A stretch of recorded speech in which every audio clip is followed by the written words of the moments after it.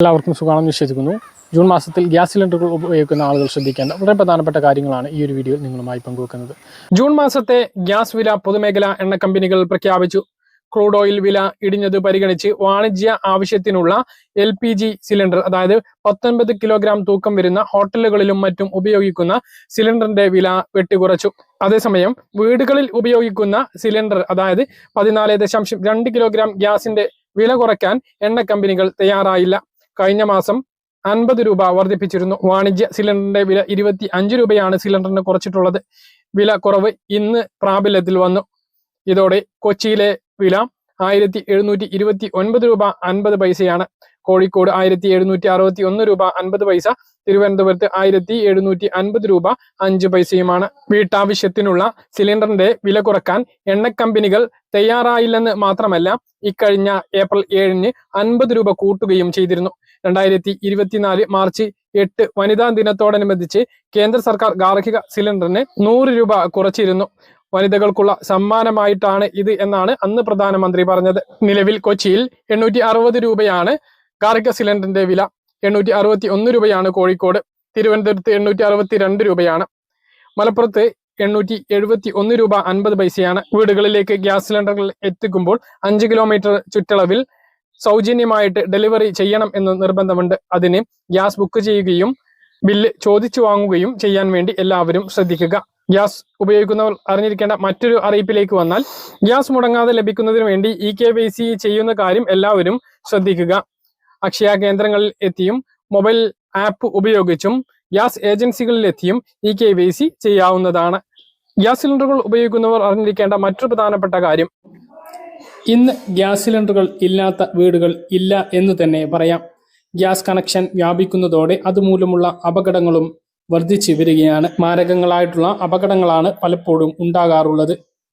Gas സിലിണ്ടറുകൾ മൂലം നിങ്ങൾക്കുണ്ടാകുന്ന എല്ലാ അപകടങ്ങൾക്കും 50 ലക്ഷം രൂപ വരെ ഇൻഷുറൻസ് പരിരക്ഷ ലഭിക്കുന്നത് അധികമാർക്കും അറിയാത്ത കാര്യമാണ്. ഈ ഒരു ഇൻഷുറൻസ് ലഭിക്കാൻ പ്രീമിയമായി ഒരു നയാ പൈസ പോലും അടയ്ക്കാതെയാണ് ലഭിക്കുന്നത്.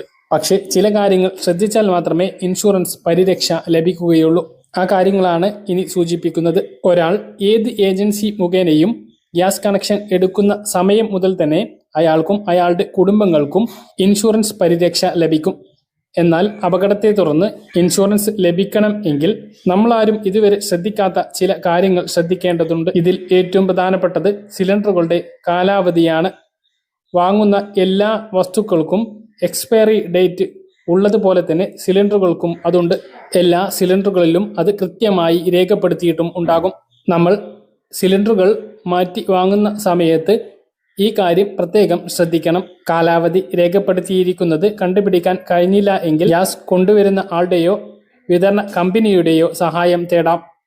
എക്സ്പയറി ഡേറ്റ് കഴിഞ്ഞ സിലിണ്ടറുകൾ ഉപയോഗിക്കുന്നതിലൂടെ ഉണ്ടാകുന്ന അപകടങ്ങൾക്ക് യാതൊരുവിധ ഇൻഷുറൻസ് പരിരക്ഷയും ലഭിക്കുകയില്ല എന്നുള്ളത് പ്രത്യേകം മനസ്സിലാക്കുക.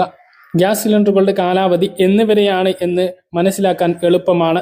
ഗ്യാസ് സിലിണ്ടറിന്റെ ഏറ്റവും മുകൾ ഭാഗത്ത് കാണുന്ന വൃത്തത്തിലുള്ള വളയത്തിന് താഴെയായിട്ടാണ്, താഴെ അതുമായി ബന്ധിപ്പിച്ചിട്ടുള്ള മെറ്റൽ ഭാഗത്തിന്റെ ഉൾവശത്തായി ഇംഗ്ലീഷ് അക്ഷരമാലയിലെ A മുതൽ D വരെയുള്ള അക്ഷരങ്ങളും കൂടെ 2 അക്കങ്ങളും ഉണ്ടാകും. അക്ഷരം ഏത് മാസത്തെയാണ് എന്നും അക്കം ഏത് വർഷമാണ് എന്നും സൂചിപ്പിക്കുന്നു. A എന്നാണെങ്കിൽ ജനുവരി മുതൽ മാർച്ച് വരെയാണ് സൂചിപ്പിക്കുന്നത്. ഏപ്രിൽ മുതൽ ജൂൺ വരെ B എന്നും, ജൂലൈ മുതൽ സെപ്റ്റംബർ വരെ C എന്നും, ഒക്ടോബർ മുതൽ ഡിസംബർ വരെ D എന്നും സൂചിപ്പിക്കുന്നു. ഉദാഹരണത്തിന് സിലിണ്ടറിൽ C26 എന്നാണ് രേഖപ്പെടുത്തിയിട്ടുള്ളത് എങ്കിൽ ജൂലൈ മുതൽ സെപ്റ്റംബർ വരെ 2026 എന്നാണ് അത് കണക്കാക്കുന്നത്. കണക്ഷൻ ആരുടെ പേരിലാണ് എന്നതും പ്രധാനമാണ്. മറ്റൊരാളുടെ പേരിലുള്ള കണക്ഷൻ ഉപയോഗിക്കുമ്പോൾ അപകടം സംഭവിച്ചാൽ നിങ്ങൾക്ക് ഇൻഷുറൻസ് പരിരക്ഷ ലഭിക്കുകയില്ല. ഇൻഷുറൻസ് തുക എങ്ങനെയാണ് ലഭിക്കുക എന്നുള്ളതും മനസ്സിലാക്കുക.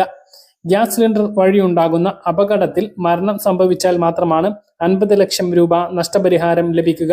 അല്ലാതെ ഉള്ള അപകടങ്ങൾക്ക് അപകടത്തിന്റെ വ്യാപ്തി അനുസരിച്ചായിരിക്കും തുക ലഭിക്കുക. അപകടം നടന്ന് 30 ദിവസത്തിനുള്ളിൽ തന്നെ അടുത്ത പോലീസ് സ്റ്റേഷനിലും വിതരണ ഏജൻസിയിലും ഈ കാര്യം അറിയിക്കണം. നഷ്ടപരിഹാരം വാങ്ങിയെടുക്കാൻ FIR-ന്റെ പകർപ്പ് ഉണ്ടായിരിക്കണം. ആരെങ്കിലും മരണപ്പെട്ടിട്ടുണ്ടെങ്കിൽ അതിന്റെ വിവരങ്ങൾ, പരിക്കേറ്റവരുടെ അവസ്ഥ, ചികിത്സാ ചെലവുകൾ, എന്നിവയടങ്ങിയിട്ടുള്ള വ്യക്തമായ വിവരങ്ങളും നൽകണം. ഇവയെല്ലാം വിലയിരുത്തിയാണ് ഇൻഷുറൻസ് കമ്പനി നഷ്ടപരിഹാരം നിശ്ചയിക്കുന്നത്. ഈ തുക ഗ്യാസ് കമ്പനി വിതരണക്കാരന് നൽകും. അവർ ഉപഭോക്താവിനും രേഖകളെല്ലാം സമർപ്പിച്ചാൽ പരമാവധി 6 മാസത്തിനുള്ളിൽ പണം ലഭ്യമാക്കും. ആർക്കും ഇത്തരമൊരു അപകടം ഉണ്ടാവാതിരിക്കട്ടെ. പക്ഷേ ഒരറിവും ചെറുതല്ല. പരമാവധി ആളുകളിലേക്ക് ഈ അറിയിപ്പ് ഷെയർ ചെയ്യാൻ വേണ്ടി ശ്രദ്ധിക്കുക. പറഞ്ഞ കാര്യങ്ങൾ കൃത്യമായിട്ട് മനസ്സിലാണെന്ന് കരുതുന്നു. ഇതുപോലെ ഇൻഫർമേഷൻ ലഭിക്കാൻ ചാനൽ സബ്സ്ക്രൈബ് ചെയ്യുക, ബെൽ ഐക്കൺ എനേബിൾ ചെയ്യുക. മറ്റൊരു വീഡിയോയിൽ നമുക്ക് വീണ്ടും കാണാം.